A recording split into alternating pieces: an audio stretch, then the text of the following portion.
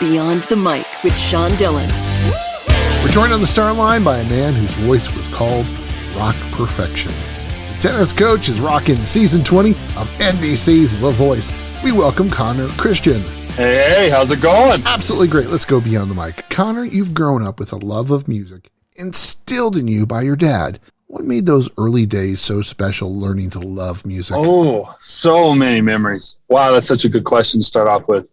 Yeah, I think kind of having a connection with my dad in that sense is awesome, because I know a lot of my friends growing up, like their dads didn't really like music, that kind of thing. But it's like the love of music that I have for days, I owe it all to my dad. Just the albums he would show me and just the times we'd go to concerts and stuff, just really it unlocked that kind of portal for me to see myself as an artist. And I'd see those other people on stage that we'd go to concerts to. And I'm like, I remember the first time I went and saw, Buddy Guy, and I've seen, Gary Clark Jr., and I've seen all these, blues rock guys and stuff. And I was like, dang, I want to be that, And so it's like my dad providing me opportunities and taking me to those places were just unlocked all of it and just kind of started the whole journey. And then the ability to sit in sometimes. Oh, yeah. That's a whole nother thing that was huge. There's a blues club in Ohio that's it's called Court Street Grill. It's this little tiny place, hole in the wall, but it's got awesome food, awesome music. I can just remember as a kid, just they had open mics and some older guys would be playing and stuff. And I remember I've seen Joe Bonamassa there, some pretty big names have played there. Even King's X has played there, and some smaller bands, before they got big. And so it's it has some rich history. And I remember one time a couple of the guys, my dad would always be like, Connor, go talk to the guys and see if they'll let you set in, the band and stuff and the house band. And I was like, all right, I'll do it. So my parents always pushed me. They never let me be the kid. I was never really scared anyway, but my parents never let me be the kid in the background. They're like, if you want to do something, do it. Yeah. Getting to set in with those guys and getting my chops, up to speed and setting in. That was awesome. It was really cool. Now, why did you audition? Was your dad pushing you? I mean, if you're going to do it, you might as well do it all the way, son. Yeah, basically, yeah. It was one of those things. It's always watching those shows. It was cool. But my parents are and a couple of my friends you should do that. And I was like, it would be kind of cool. I've always, I've seen myself more as a guitar player than a vocalist, which is actually kind of crazy. And even the whole time, during the blinds and everything, before, I did my audition, I was still kind of in that, okay, this is a singing environment. How can I bring, that to that? But yeah, so it's I don't know, it's just kind of another opportunity that's another awesome stepping stone to use as a momentum boost. It's awesome that much audience seeing you at one time is the being 24 and getting that opportunity. That was pretty crazy. So yeah, my parents, they definitely pushed me to do it. I wanted to do it, but they were like, you should do it. And I was like, all right, yeah, I'll send some videos in. And one thing led to the next, and there I was on the big stage. And it seems like it was a long time ago, but it really wasn't. It's gone by so fast. Where were you when you first got the call? What was going through your mind? Yeah. So I was in my hometown, Gallipolis. I was I just graduated. I was doing my thing, just taking some time off from tennis and taking time off from a little bit of everything. So I was in Walmart helping my parents get groceries. And I saw where I had a missed call and I had a voicemail, and it said, it was the agent that I had been communicating with. And she was like, hey, we got the final verdict on, if we want you to come out. And I was like, oh, it sounded kind of sad when she left the voicemail. So I wasn't sure if it was going to be good news or bad news. So I was like, okay, and then so I gave her a call back, and she's like, hey, we reviewed your stuff. You're coming to LA. And I was like, holy crap. This is insane. This is literally, I've been praying for this. And I was like, and I was okay either way, going or not, I'd made peace with it. I was like, if I get to go, that's awesome. If not, God's got other opportunities for me. But my mom, I remember telling my mom, we were in Walmart, and she starts jumping up and down. It's oh my gosh. We're Mom, we're in public. You need to relax for a second. She's crying, in the self-checkout line. I'm like, everyone's like, why is this lady so tears of joy? It's did they have a sale for buy one, get one free on the Oreos, or there's the coffee on sale or something? What's going on, Mom? And it's but my mom's always like that. And it's just I was like, okay, this is a moment you can cry in public. That's fine. Since Dad pushed you and told you to sit in and shared albums, what did your dad think when you told him? Oh, he was ecstatic and stuff. Because the cool thing is, my mom sings a little bit too, and is a big. She loves music as well, and she sang a lot in church, and my grandmother did too. So it's my whole family, kind of my mom's side, my mom's side is more musical, like as far as talent and ability. But my dad, he is like very, like, he doesn't play any instruments. So he's like very, like, he loves good music. So it's like, it's so cool to have that blend where it's like, he doesn't know how to play anything. That is so cool to have that balance where it's like my mom would sit down and help me write songs. And then my dad would like be like, oh, you should listen to this. And I'm like, oh, cool. That's the inspiration I needed. So it's like when my dad heard it, it's like he got super excited, but he's like, all right, looks like you need to start practicing and start getting ready. So like, I mean, he's ready to, I mean, he's all business. He's ready for me, you know, to do my best. And I think that's just like the coach in him. I mean, he was super excited for me, but he's like, you know, he's like, this is going to be a big opportunity. And he's like, you know, you need to start practicing, you need to start getting ready, and just like, so it's like, that was super cool. He's like all in. So that was the fun part. We're talking to Connor Christian from NBC's The Voice Beyond the Mic. Did your mouth drop when Blake Shelton turned? Oh, shoot. Yeah. I think I like, yeah, like from the blind audition, just like I wasn't nervous, I would say. It's just when you only get a minute and like 30 seconds to shoot your shot on a big stage like that is absolutely, that's nerve-wracking, not really the performing part, because that's what I came there to do, and just all the preparation, you know, led up to that. But, you know, it's just like, oh my gosh, someone please turn around, you know, clock's ticking, and then just like finally seeing that chair turn around and Blake sitting there with that look on his face, like, I want this guy. Like, you know, like I could tell he was like really, really listening to what I was playing and what I was doing. And just like that was like so cool to see that. And then after the other judges turned, you know, seeing them in at first, but I could just tell how invested Blake was off the bat, just with my sound, and like he was like really actually enjoying it. Such an awesome feeling to see such a legendary artist like that just, you know, hear your sound. And I was just being myself that day. You know, it's like I had played Bright Lights 1,000 times. You know, it's one of the songs that's always in my set list. With the band I play with, I was like, you know what, I'm just going to do my thing, and if they like me, they do, and if they don't, it's cool. But they ended up, you know, really liking it, and it's just, yeah, it's undescribable, that feeling. Then how has working with Blake and Dan and Shay changed your perspective on your original thoughts as an artist? Oh, love that question. Very good question. It's really helped my perspective in the sense of the way you attack a song, try to learn a song, is very different when there's two people. But even though there's separate entities of a song, or there are two people singing it, or, you know, two guitar parts or whatever, there's still one song. So it's like, it was really cool. Like, cause Blake was like, Connor's like, I understand, you know, like, cause that session was tough. I wasn't, you know, I was still trying to get locked into the song. He's like, I get that. I'm a solo artist. So he's like, you know, singing a duet with someone is really hard. And, you know, and it's just like, so having Dan and Shay there for that process, I love sitting in a room with people and like figuring music out.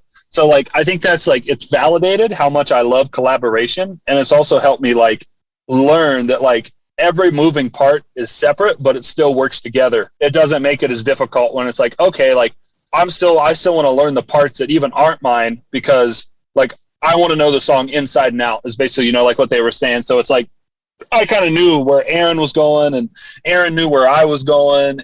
Yeah, that was just so cool how they like directed us and whatnot. And even even getting to work with Aaron as a battle partner, I mean, that was even just as enriching in itself. Was just, you know, just as good of a guy as he is. And he helped me out so much. Like, he really helped me grow as well. So like, I definitely couldn't have been the best without him either. Just his wisdom. And I mean, he's a little bit older than me, and you know, I tried to absorb that as much as I could, being the younger guy and stuff. So yeah, I learned so much. How did you spend the last year in quarantine, and how did your time away from fans change the way you would appreciate them now? I spent my time really working on original projects, and just finally having some time to take a break from, you know, the live performances, and just really see what my sound is as an artist. So like, I think I've discovered my sound, and I'm on the way of speaking with some different outlets right now, possibly some record deals once the NBC voice contracts and stuff are over, with some really cool companies and stuff, and working on getting an album put out this fall. So I mean, that's cool. That's paid off. But I really appreciate my fans, just because I think people's, you know, they're hungry for that live music experience, and it's like in those crowds and in those fans, there might be another Connor Christian out there. There might be, you know, another, you know, Aaron Konzelman, or just, you know, other artists out there that are fans. I want to inspire, you know, those next people. So it's like, I appreciate people, you know, supporting me that I didn't even know, you know, really kept up with my journey that much. It's like, hey, like we've still been following you even when you didn't post stuff. So it's like the loyalty that people have is really cool. And it's just that they would believe in me that much. My fans really mean a lot to me because like I'm the kind of guy that will like get shows. Like I'll stand, by if I have a merch table or anything, like I'll hang out afterwards. And like, if people want, autographs or if they want anything like that, like I love taking pictures and I love meeting people. It's like, I'm not the kind of guy. It's like, okay, cool. Show's over. So it's like, I think the fans mean a lot to me is like, if they come and support me, it's like, they're part of my family and like, they're part of people that, I want to connect with and get to know them and hear their stories. Connor, how has your faith helped you as you face adversity in your life? Ooh, another great question, man. You're full of great questions. This is probably one of the funnest podcasts. I think this is awesome. This is really cool.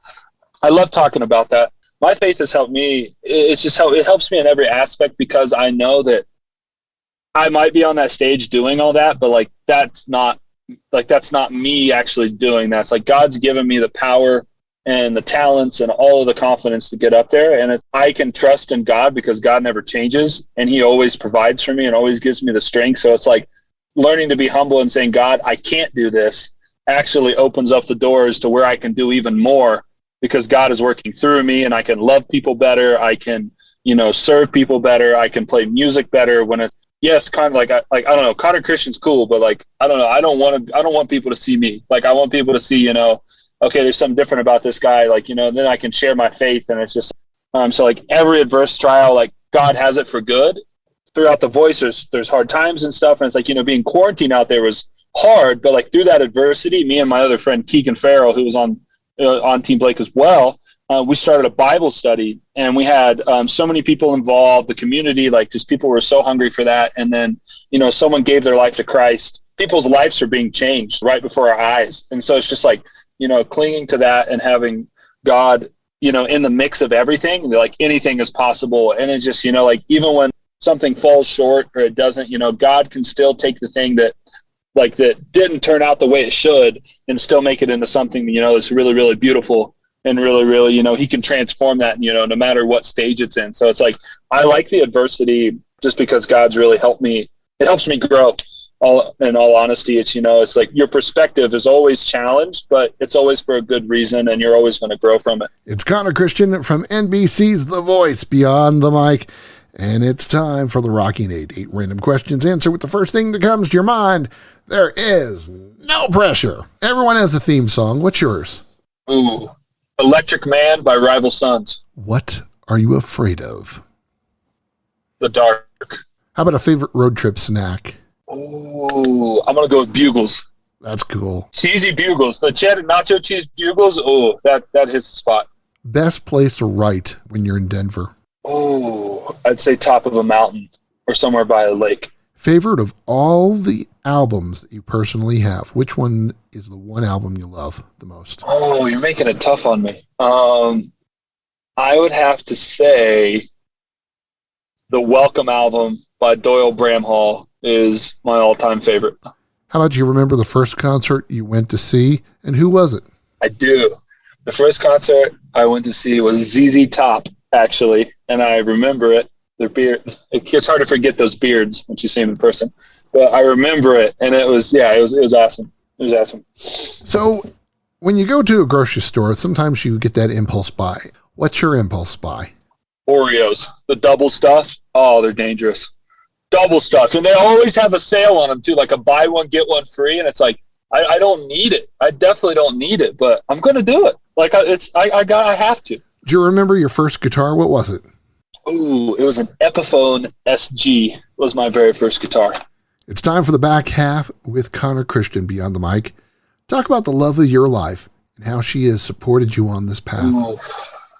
She is absolutely the biggest joy in my life, and just words will never ever be enough to just really say how much she means to me, just from how she's always pushed me to be better and just really helped me get closer to God, find myself, and just even those times when I wasn't the most lovable person, she really, really loved me and never gave up on me in some dark times when I was struggling with some stuff. She always was there, and just she's still there, and she's still here. We share so many laughs together. We share so many, she's so adventurous. She's always, looking for an adventure to do something. And so that's super fun.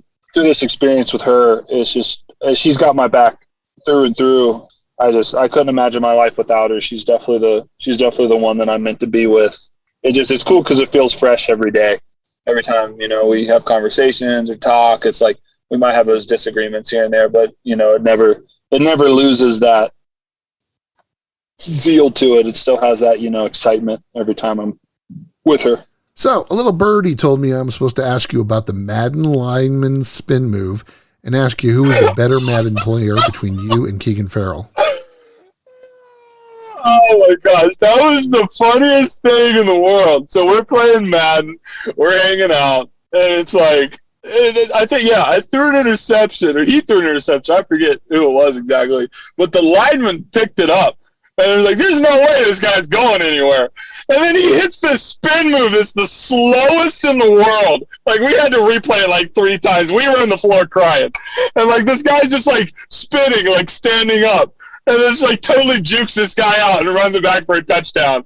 And it was so funny because, like, we were so competitive together, Keegan and I. Like, he beats me in 2K all the time. It's not even a shot. In basketball, he's, like, I don't even have a shot. He'll toy with me the whole time. But in Madden, I actually have a shot. So I would say in Madden, I have his number in Madden. But 2K, I got to give it up to him. He beats me every time. He told me that this morning. I couldn't stop laughing either. It's surprising. He has the video and just like, we'll both send it to each other just like random times. And like we both like, it never gets old. Just this big lineman just like spinning as slow as he can and the guy just missing him, the tackle. It's like, oh, it's gold. It's pure gold. Who else has become a good friend from the show and how have you changed because of this? Yeah, I would say Pete Morose. He's one of my best buddies. I love Pete. Pete and I used to go on morning walks every day and just grab coffee and hang out and talk and stuff. And he's a card. He's a funny dude. And then Devin Jones as well. He actually lives out here in Colorado. He's not super far from me. So like getting to connect with him and learn just to, learning all these other people's lives and their stories is so encouraging. And honestly, like I got to know everyone super well, but I would say, yeah, Andrew, Keegan's definitely my best friend for sure. And then, Devin's up there too, that whole squad, Pete and who else did I get really? Yeah, those guys are great. And then Jordan as well. Keegan's battle partner, Jordan, him and I like the guys all those guys are really sweet musicians as well, so it's like getting to hang out, talk music, shoot the breeze and just, kick it. It's fun. We'd all just sit out in the courtyard and laugh and tell stories and jokes. And shoot, Pete has stories for days. That guy is one of the funniest guys. He's always messing with people. He's serious, but if you know him, he tries to be goofy and like he'll try to mess with people and they'll think he's being serious, but he's like not. He's just like joking around and like he always makes me laugh and always like made my day better. So it's like I like hanging out with him. But I've been so changed with everybody just by like I don't know. It's made me like appreciate things about like myself that I like necessarily didn't with music and stuff. To be like, oh, like Connor, like we really like the sound about you and like stuff, but it's also like I feel like I've changed as just a person, just like I don't know, like I've learned to be a better listener. It's so cool to just hear these other people's stories and like sometimes we can talk and like it's like in an environment about that, it's like look at me, and it's like I try to take the posture of just like I want to get to know you guys and like tell me about you. So, I don't know, it's just super cool. Like Keegan is one of the hardest working people that like I've ever met. The dude's up every morning. He's in his Bible. He's always challenged me to be better in my faith. And, as a Christian, like he works out every day. He reads like 2 or 3 hours a day. The dude's like, he reads all the time. So he's like always pursuing knowledge. He's awesome. And then like Pete's always, doing business stuff. And that inspires me too. Cause it's like, I'm a marketing major. So it's like, business and like, that kind of the way things work. I'm always like, picking his brain. He's got a family. So Pete's married and has kids. So it's like, I just got married and like, going down that journey. So I'm like trying, to see like what he could teach me. And so like all these, there's always something to learn from everybody. And then, even Devin's so cool. Like he's always like, if I have a bad day or something's like, dude, he's like, don't be focusing on that stuff. Like he's like, he always like makes my day better and just like, yeah. So everyone's it's just the support system. Like it's just helped me not be so hard on myself. Cause like I can be really hard on myself as like an artist and just a person in general. Like I'm never going to be perfect, but I always strive to be excellent. Sometimes I can kick myself pretty hard when I'm like missing the mark. And so it's like these guys and the girls out there that I became friends with, they really are like, Connor, like, like you don't need to be so hard on yourself. Like, just like, so that was really cool. like I really changed in the sense I can chill out and not be so high strung, which is really good for me. We're talking with Connor Christian from NBC's The Voice Beyond the Mic. Where's your favorite place to take a ride on your motorcycle? I actually don't have my motorcycle out here in Denver, but I'm working on getting it out here. But in Ohio, there is this lake. It's called Timberidge Lake. It's this lake. It's in the middle of nowhere, and it's like 5-6 miles from my house. So I can get on my motorcycle, cruise way off in the woods, like these nice paved roads, nice and windy. It's just like pure freedom. It's just quiet out there. I'll ride my bike for 30, 40 minutes, and then finally stop at this lake and just get out and just look at the view in the summertime. And it's just like, I feel so recharged every time I do that. It's just, it's so freeing. And I absolutely love it. How about some musicians you admired growing up? Ooh,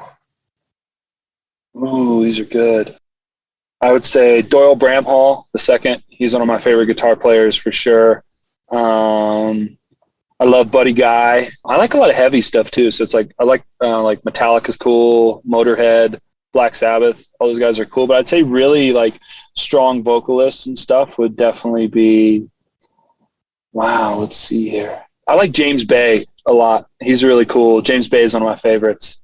And John Mayer. John Mayer is probably one of my all-time, like, singer-songwriter, guitar player. Like, he just does it all. And, like, I love him, but I hate him at the same time because everything he does is just so good. And I wonder if he ever gets sick of being so good. But he's influenced me a lot. And I remember reading in the back of his albums, he said, if you're reading this and have your guitar in your lap, get to work. The world needs you. We need you. So like, it's so cool. I love that. He's just like the call to that next generation of musicians. Like I really like that a lot about him. He's always trying to inspire people. And no matter what happens, what do you see in your future? I see in my future that I know God has some awesome things planned. I've been really getting involved at a church here at Red Rocks Church out in Colorado. They're a huge church. They got a bunch of satellite campuses and stuff. So I see myself in worship ministry as either a worship leader or working somewhere where I can, impact people. But I also see musically, I got an album coming out. I see myself once COVID gets better, putting a tour together, playing some festivals, playing some shows, and keeping the ball rolling. So definitely music's in the future, and also maybe a call of ministry and some things like that. So whatever God has planned for me, I know it's good, and I'm just going to keep running with it. He was in Walmart when he found out he was going to be on the show. He's afraid of the dark, enjoys stuffing his face with double stuffed Oreos, and his first concert was with the Bearded Ones of ZZ Top. We thank Connor Christian for taking the time to talk with us today. Awesome. Thank you so much, Sean. It was a pleasure being on here, and hopefully be back on here in the future once we get some more music out, get some things going. Would love to catch up and talk some more. And you're always welcome back. That, my friends, is Beyond the Mic.